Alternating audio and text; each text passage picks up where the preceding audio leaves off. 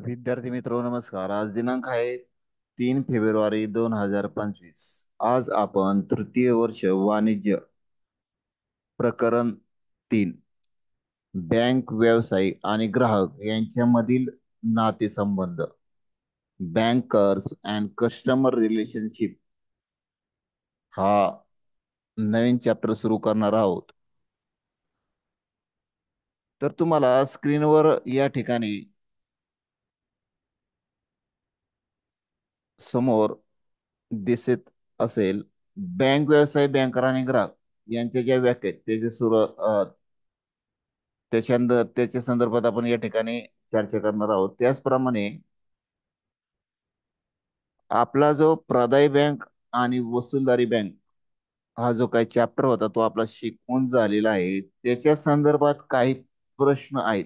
त्या प्रश्नांसंदर्भात आपण 2 मिनिटं चर्चा करूयात. पहा, तुम्हाला जी प्रश्नपत्रिका असते त्यामध्ये गाळलेल्या जागा भरा या संदर्भात प्रश्न विचारले जातात. तर त्याचं स्वरूप कसं असतं? ग्राहकाच्या नमुना स्वाक्षरीची मिळतीजुळती स्वाक्षरी धनादेशावर नसे अथवा त्रयस्थ व्यक्तीने ग्राहकाची बँक खाते स्वाक्षरी धनादेशावर करण्याचा प्रयत्न म्हणजे होय.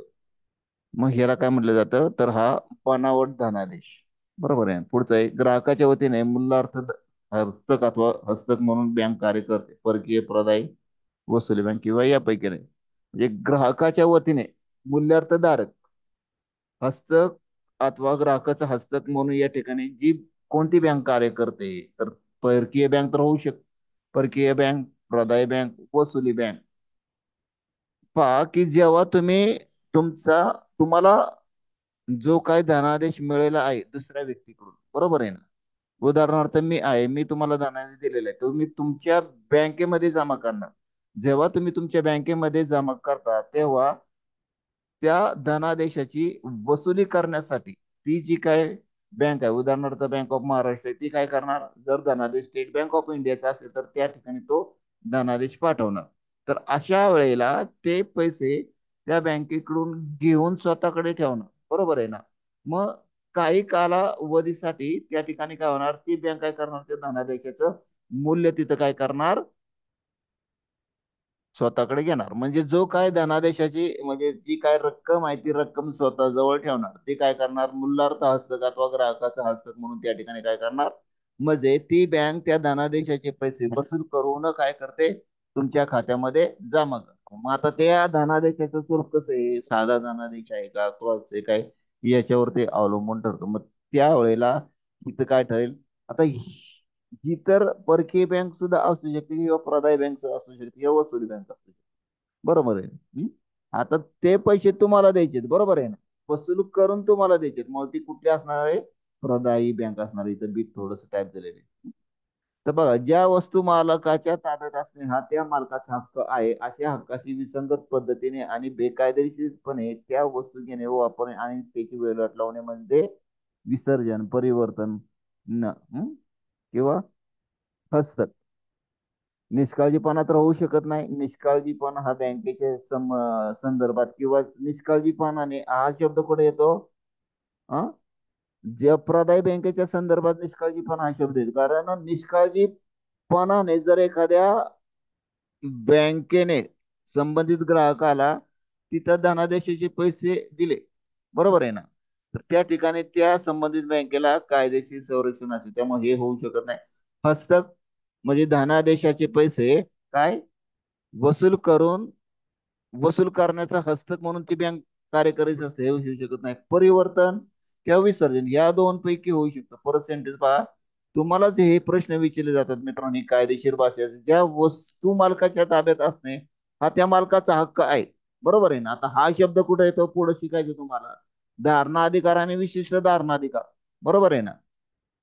धारणा अधिकार आणि विशिष्ट धारणा अधिकार या संबंधित हा प्रश्न आहे. तो तुम्हाला शिकवला गेला नाही, परंतु त्याचा संदर्भ इथं आलेला आहे.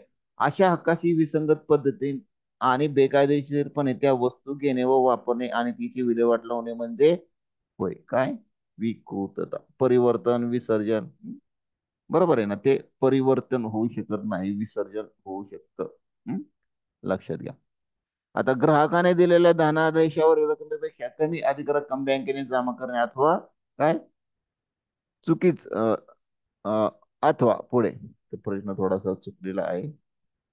त्याचं उत्तर आपण नंतर पाहू. ग्राहकाने काढलेल्या धनादेशाचा स्वीकार करणे ही चलन कायदा 1881 बँकेची जबाबदारी आहे. कलम 72, कलम 84 आणि कलम 21. सांगा त्याच्यात माहिती तुला. हा, ग्राहकाने काढलेल्या धनादेशाचा स्वीकार करणे चलन कायदा आपण याच्या संदर्भात पाहिलेले बरोबर आहे. कलम कोणतं? 71 बरोबर ना. कलम 71 लक्षात ठेवा. काय? कलम 71 अन्वये जर एखाद्या काय जर एखाद्या ग्राहकाने काय धनादेश बँकेत आणला तर तो काय स्वीकार करणे ही कोणाची जबाबदारी असते? बँकेची असते. पण तो स्वीकार करीत असताना त्या ठिकाणी जे काय नोंदी असतात त्या ठिकाणी सही असेल वगैरे ह्या नोंदी त्या ठिकाणी व्यवस्थित तपासणं आवश्यक असतं. शक्यतो कलमाला अनुसरून विचारलं जात नाही, परंतु तुम्ही त्या ठिकाणी गाफील राहू नका, त्याचा अभ्यास करा. पुढचा जो प्रश्न आहे, ग्राहकाच्या धनादेशाचे पैसे त्याच्या वतीने रोख प्रदान करणाऱ्या बँकेस काय म्हणतात? प्रदाय बँक असं म्हणतात. बरोबर आहे ना. ग्राहकाचे रद्द करण्याच्या हेतूने अथवा अपघाताने धनादेश फाटलेला असल्यास त्यास म्हणतात काय? विकृत धनादेश असं त्याला म्हटलं जातं. चलन दस्तऐवज कायदा 1881 मध्ये कलम 1 रेखांकित धनादेशाची रक्कम बँकेने काढून दिल्याने खऱ्या मालकाची नुकसान बाय देण्याची जबाबदारी बँकेची असते. बरोबर ना. कोणाची? कोणाची? वसुली बँकेची असते. आता आपण या ठिकाणी तिसरा जो काही चॅप्टर आहे त्याच्या संदर्भात या ठिकाणी चर्चा करणार आहोत. वसुलीदार म्हणजे बँक व्यवसाय आणि ग्राहक यांच्यातील नातेसंबंध आहेत. बरोबर आहे. ते नातेसंबंध कसे प्रस्थापित होतात? हं? आता ग्राहक, हं? ग्राहक म्हणजे काय? बँकेने अशी कोणतीही व्याख्या दिली नाही ग्राहक म्हणजे काय. बरोबर आहे ना. मुळात ग्राहक ही संकल्पना त्या बँकिंग व्यवसायातून आलेली संकल्पना आहे. बँक, बँकर, बँक व्यवसाय. बँकर म्हणजे काय? बँकर म्हणजे जी व्यक्ती व संस्था काय करते? पैसे देणे घेण्याचे व्यवहार करते, त्याला आपण बँकर असं म्हणतो. पण या ठिकाणी त्या संबंधित बँकरचा ग्राहक कोण? बरोबर आहे ना. हा, मग ह्याच्यामध्ये आपण मागील तासाला सुद्धा मी सांगितलं होतं की तात्पुरत्या स्वरूपाचा ग्राहक. बरोबर आहे ना. आणि त्या बँकेचा ग्राहक याच्यामध्ये काय आहे फरक असल्याचा आपल्याला त्या ठिकाणी दिसून येतो. तर बँक व्यवसाय बँकर ही जी काय व्याख्या आहे त्याच्यामध्ये आपल्याला क्राउथर, इथं फ्राउथर झालं पण इथं काय प्राध्यापक क्राउथर यांनी केलेली व्याख्या आहे. त्यांच्या स्वतःच्या आणि इतर लोकांच्या कर्जाचा व्यवसाय करणारे व्यापारी म्हणजेच काय बँकर होय. ब्रिटिश स्टॅम्प ऍक्ट 1981 नुसार बँकिंगचा व्यवसाय करणारी कोणतीही व्यक्ती म्हणजे कोण? बँकर होय. बरोबर आहे ना. आता डॉक्टर एच. एल. हार्ट यांनी केलेली सुद्धा व्याख्या इथं बँकर किंवा बँक म्हणजे अशी व्यक्ती किंवा कंपनी की जी पैसा गोळा करण्याचा व्यवसाय करते आणि धनादेश स्वीकारते. ग्राहकांसाठी चालू खात्यावर स्वीकारलेले ठेवीतून तिच्यावर वेळोवेळी काढलेल्या धनादेशाचे पैसे देते किंवा स्वीकारते. तर ती व्यक्ती किंवा संस्था असू शकते. आता वरील व्याख्येवरून बँकरचे मुख्य कार्य काय? मागणीनुसार देण्याच्या बोलीवर ठेवी किंवा निधी स्वीकारणे हे आहे. म्हणजे बँका काय करतात? निधी स्वीकारतात आणि त्या निधीमधून काय करत असतात? कर्जाची निर्मिती करीत असतात. पण ज्या वेळेला काय जेव्हा निधी स्वीकारतात तेव्हा ते काय करतात? एक बोली देतात काय की तुम्ही मागता क्षणी तो निधी त्या ठिकाणी परत दिला जाईल. ग्राहकांसाठी ठेवी खाते, चालू खाते, रेखांकित बिगर रेखांकित धनादेश स्वीकारून पैसे देतात अथवा त्यांच्या स्वीकार न करणाऱ्याला बँकर ही संज्ञा प्राप्त होत नाही. बँकर व्यवसाय व्यतिरिक्त कोणतेही व्यवसाय करत नाही. म्हणजे ठेवी खाते, चालू खाते, रेखांकित किंवा बिगर रेखांकित धनादेश काय स्वीकारून पैसे देण्याचं काम कोण करतं? फक्त बँकच करतो. या व्यतिरिक्त कोणती व्यवसाय संस्था त्या ठिकाणी ती कार्य करीत नाही. ही सर जॉन पेज त्यांची व्याख्या आहे. पहा आता चलनक्षम दस्तऐवज कायदा 1881 कलम 3 आणि विपत्र विनिमय कायदा 1882. बँकर या संज्ञेत व्यक्ती किंवा निगम काय? व्यक्ती किंवा निगम. व्यक्ती, आता निगम म्हणजे काय? ही संस्था असेल आणि अथवा कंपनी यांचा समावेश केलेला आहे. म्हणजे पर्टिक्युलर कस्टमर बँकेचा कोण असतो, एक व्यक्ती असते, ती कंपनी असू शकते किंवा ती संस्था असू शकते. म्हणजे तुम्ही बघा, बँकेमध्ये कंपनीच्या नावाने सुद्धा खातं असतं, तुमचं स्वतःचं खातं म्हणजे तुम्ही व्यक्ती आहात त्यांचं खातं असतं, बरोबर आहे ना. मग एक व्यक्ती बँकेमध्ये खातं उघडू शकते, एक कंपनी खातं उघडू शकते, किंवा निगम, बरोबर आहे ना, गव्हर्नमेंटचे जे काही संस्था असते ते सुद्धा त्या ठिकाणी खाते उघडू शकतात. हं? मग आता ह्या हे जे काय चलनक्षम दस्तावेज कायदा 1881च्या कलम 3 आणि विपत्र विनिमय कायदा 1882 मध्ये बँकेच्या जो काही ग्राहक आहे यांच्या संदर्भात माहिती दिली, पण असे पर्टिक्युलर काय या ठिकाणी त्याचं स्पष्टीकरण देत नाही कोणाला ग्राहक म्हणावं म्हणून. तर कलम 2 नुसार काय, बँकर म्हणून काम करणारी कोणतीही व्यक्ती म्हणजे बँकर होय. काय, बँकर म्हणून काम करणारी कोणतीही व्यक्ती म्हणजे बँकर होय.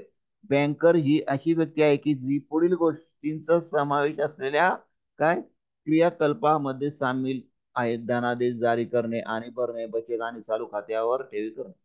आता क्रियाकल्प म्हणजे व्यवहार, काय आर्थिक व्यवहार. लक्षात घ्या, बँकांमध्ये जे काय व्यवहार केले जातात ते आर्थिक बाबींशी संलग्नित असतात आणि आर्थिक बाबींना अनुसरून केले जाणारे व्यवहारांशी संबंधित असणारी ती व्यक्ती म्हणजे कोण असते, त्या बँकेचा ग्राहक असते. मग वैधानिक दृष्ट्या ग्राहक कोण असतो किंवा तात्पुरता ग्राहक कोण असतो त्याच्या संदर्भात आपण पुढे त्याची मांडणी करणार आहोत. आता चलनक्षम दस्तावेज कायदा 1881 कलम 3 मध्ये बँकर मध्ये बँकिंग व्यवसाय सुरू ठेवणाऱ्या किंवा नसलेल्या व्यक्तीचा समावेश आहे. काय, आता विपत्र विनिमय कायदा काय 1882, बँकिंग नियम कायदा 1949 कलम 5.1 मध्ये बँकिंग कंपनीची व्याख्या दिलेली आहे, परंतु बँकरची व्याख्या दिलेली नाही. ठीक आहे, येते का लक्षात? भारतात बँक व्यवसाय असणारी कोणतीही कंपनी म्हणजे बँकर असा अर्थ आहे. हे लेक्चर आता इथं ऑनलाईन घेण्याचं कारण काय, कारण प्रत्येक ठिकाणी इथं कलम आहेत, बरोबर आहे ना. मध्ये विपत्र विनिमय कायदा कोणता आहे, 1882. चलनक्षम दस्तावेज कायदा कोणता आहे, 1881. त्याला कलम कुठले, असं ही संपूर्ण कलमांचा याच्यामध्ये समावेश आहे. पहा, आता बँकिंग नियम कायदा 1949 कलम 5.1 मध्ये बँकिंग कंपनीची व्याख्या दिलेली आहे, परंतु बँकरची व्याख्या दिलेली नाही. हे लक्षात घेणं या ठिकाणी महत्वाचं आहे. आता भारतात बँक व्यवसाय करणारी कोणतीही कंपनी म्हणजे काय, आपण तिला काय म्हणतो, बँकर असं म्हणतो. मग कलम 5 मध्ये काय, बँक व्यवसाय नियमन कायदा कलम 5.1 मध्ये ब नुसार कर्ज देण्याच्या किंवा गुंतवणूक करण्याच्या उद्देशाने जनतेकडून पैशाच्या स्वरूपात ठेवी स्वीकारणं आणि मागता त्या ठेवी धनादेश, धनाकर्ष आणि आदेश या क्रिया प्रकारे करत असणारी काय संस्था म्हणजे कोण, बँक व्यवसाय होय. तर अशी ही बँक आहे. या बँकेची वैशिष्ट्य आहेत: बँक व्यवसाय करणारी कोणती व्यक्ती म्हणजे बँकर. ठीक आहे, त्याचप्रमाणे बँकर ही संकल्पना बँक ग्राहकांना बँकिंग सेवांचा पुरवठा करणारी किंवा बँक व्यवसाय करणारी व्यक्ती या अर्थाने विचारली जाते. आता बँकर ही व्यक्ती, संस्था, कंपनी किंवा महामंडळ असू शकते. ठीक आहे ना. हा? तर अशा प्रकारे मित्रांनो, बँकर ग्राहकांचा अभिकर्ता असतो. अभिकर्ता म्हणून बँकर खाते उघडणे, धनादेशाचा व्यवहार करणे, थकबाकी वसूल करणे.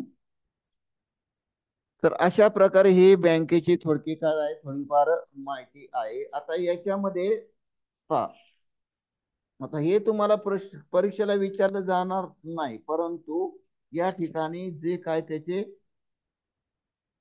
त्याचे पार्श्वभूमी आहे या ठिकाणी लक्षात घेतली पाहिजे.